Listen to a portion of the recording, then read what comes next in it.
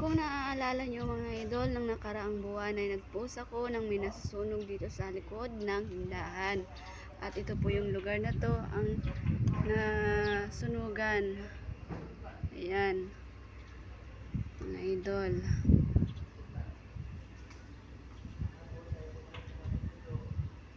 Apoy na siya ang nasunugan, pero hindi po na siya tanan na hindi inapad po, hindi po nasabay sa sunog. Kay ini po gin pa hawanan na po ini sa tag-iya. Tapos ada pa po makikita nyo po nahawan na po. Tapos amo po nilang partisan na sabay sa sunog sa line na nakaligad na bulan. Tapos amo pa po ini amo po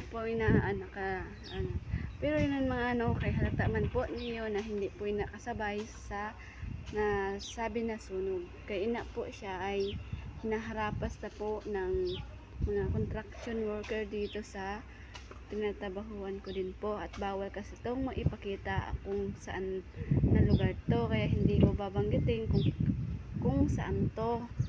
Thank you.